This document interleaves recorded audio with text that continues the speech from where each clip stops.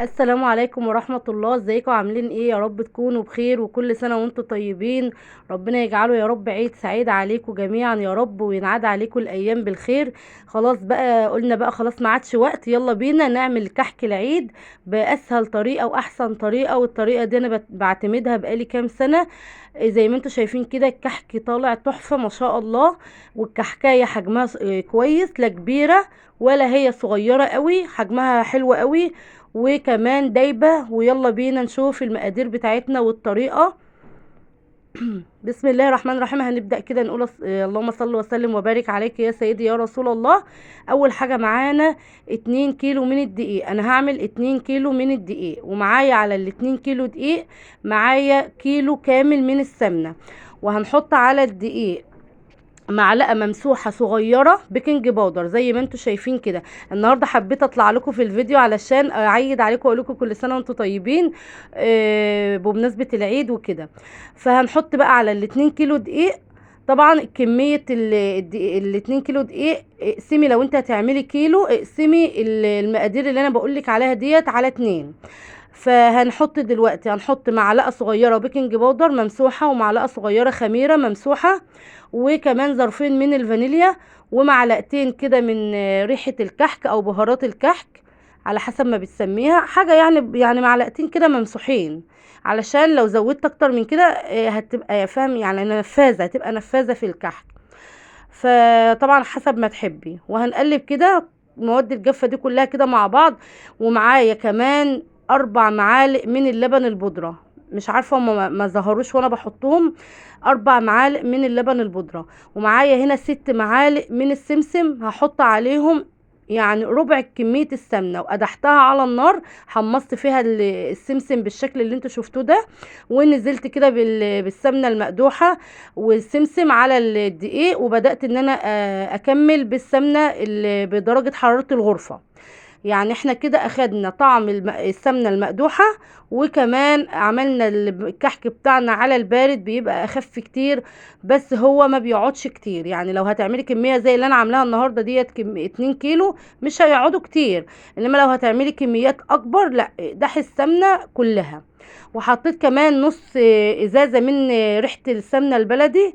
دي نص الازازة الصغيرة قوي دي، يعني ما تكتريش عشان ما تبقاش زايدة في الكحك. وهتبسي بقى الدقيق بالسمنه كويس قوي بايديكي بالشكل اللي انتوا شايفينه ده. دي اهم مرحله في الكحك عشان يطلع معاكي دايب وجميل. هتغلغلي كل حبات الدقيق بالسمنه كويس قوي زي ما انتوا شايفين كده، اهو بالشكل ده كده بكف ايديكي كده ودعكي. ما تعجنيش انت، يا دوبك كده بتدعكي كده كل كميه. انا قمت وقفت بصراحه، لان انا عشان املكه لازم اقوم اقفله. فقمت كده وقفت كده علشان اضمن ان مفيش ولا حبايه دقيق ما اتغلغلتش بالسمنه كويس قوي. اهو بالشكل ده كده. طبعا كميه الميه، الكيلو الدقيق بياخد كوبايه الا ربع من الميه. يعني كوبايتين، يعني الاتنين كيلو هياخدوا معايا كوبايه ونص. هياخدوا معايا كوبايه ونص من الميه. هنزل باول كوبايه في الاول، اهو هنزل بكوبايه واحده كده، وهبتدي ان انا اشوف الدقيق بتاعي وضعه ايه معايا في السوائل. طبعا في ناس بتعجن بلبن، بس انا ما رضيتش اعجن بلبن علشان انا ضايفه معلقتين كبار من اللبن البودره. فاكتفيت بيهم، واللبن البودره بيدي لون وطعم حلو قوي للكحكايه. اهو بدات ان انا اختبر كده العجينه بتاعتي، لقيتها لسه بتفرول. فنزلت ب... بنص كوبايه الميه اللي كانت معايا كمان، يبقى كده ال2 كيلو اخدهم كوبايه ونص. بس انا بدات ان انا اعجن كده او ادخل الميه في الكحك كويس قوي.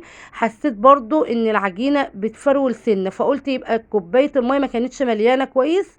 فحطيت بقين كده صغيرين، او بق كده صغير من الميه، حاجه بسيطه. يعني دولت تكملة الكوباية ونص. انا ما زدتش عن الكوباية ونص، لان الكيلو الدقيق بياخد كوباية الا ربع من السوائل سواء لبن او مية. زي ما انتوا شايفين كده انا مش بعجن، انا يا دوبك بدخل كده السوائل في الدقيق بالسمنة كويس قوي. وابتدي بقى ان انا اختبر العجينة بتاعتي كده، لقيتها ما شاء الله حلوة وما بتشققش. فهبتدي ان انا اشكل على طول. اهو زي ما انتوا شايفين كده. هبتدي بقى ان انا اشكل كده على طول في الكحك بتاعي. ما تسيبهوش يخمر، ما تسيبهوش يخمر يا جماعه. الخمر اللي الكحكايه بيبقى بعد التشكيل. يعني خدي لما تخلصي الكميه كلها تشكيل، خدي اول صاج عملتيه وابدأي بيه على ما توصلي لاخر واحد هيكون اختمر حلو قوي. واحنا مش حاطين خميره كتير، احنا حاطين حاجه بسيطه عشان احنا مش عايزين الكحكايه تفرش. الكحكايه يا جماعه بتفرش من كميه الخميره الكتيره. فانت يا دوبك حطي كده زي ما قلت لكم على الاتنين كيلو دقيق معلقه ممسوحه من معلقه شاي صغيره ممسوحه من الخميره، وزيها بيكنج باودر. طبعا لو الكيلو بتحط له نص معلقه من كل حاجه. معايا بقى هنا العجوه بتاعتي، حطيت كده عليها معلقتين من السمسم كده. هي العجوه طريه مش محتاجه ان انا اسيحها على النار ولا اي حاجه. بدات بقى ان انا ايه ادعكها كده بالسمسم حلوه قوي كده طريه. هي طريه في ايديا يعني مش اخده معايا اي مجهود. وبدات ان انا اكورها كده كوره صغننه كده على قد الكحكايه. انا ما بحبش الكحكايه تكون كبيره، كل ما الكحكايه كده تكون حجمها حلو كده وصغير بتبقى احلى. والملبن نفس الشيء. بس للاسف للامانه اللي عايزه اقول لكم ان الملبن نوعه ما كانش للحشو، يعني نوعه كان للاكل. فانا ما شفتوش غير بعد ما روحت البيت. يعني دي غلطه مني، المفروض ان انا كنت اطلعه عند الراجل واشوفه هو من انهي نوع. بصراحه عشان ابقى امينه معاكم، انا ما شفتوش عند الراجل. روحت البيت لقيته طري وبيلزق. ده يا جماعه مش للحشو الكحك، اعرفيها كده.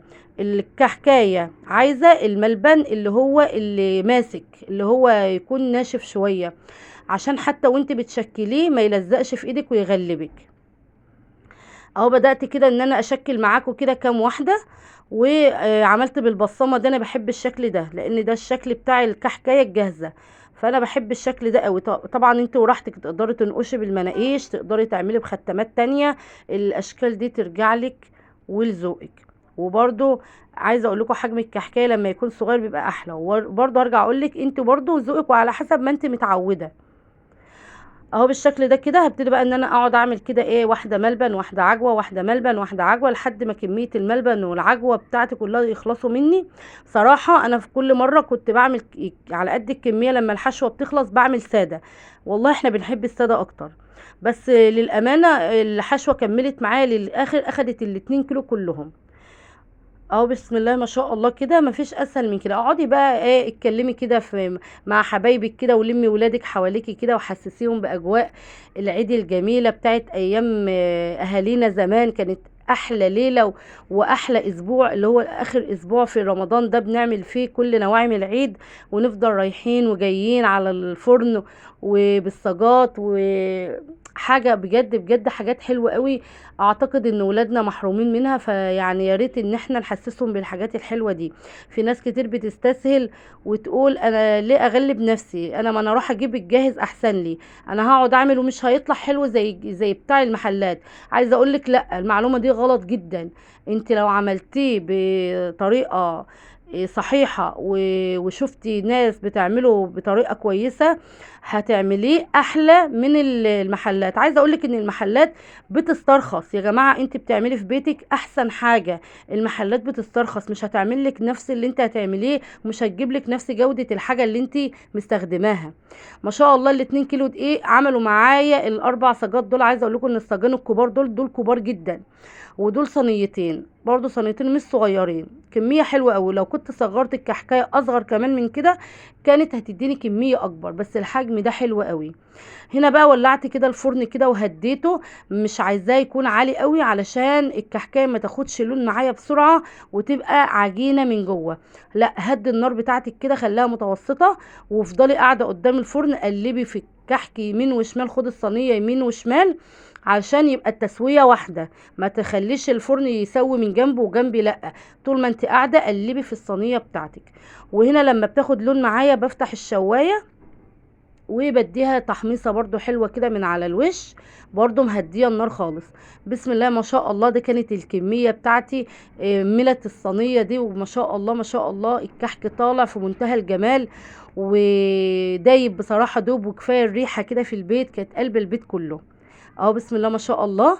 زي ما انتم شايفين النقشه مظبوطه جدا. لا ساح منك ولا فرش منك ولا النقشه بتاعته راحت. ليه؟ لانه مقاديره مظبوطه على الشعره. بسم الله ما شاء الله اهو، بالشكل اللي انتوا شايفينه ده، حاجه كده اللهم بارك. تعالوا بقى نفتح كده واحده ملبن واحده عجوه ونشوف شكلها عامل ازاي.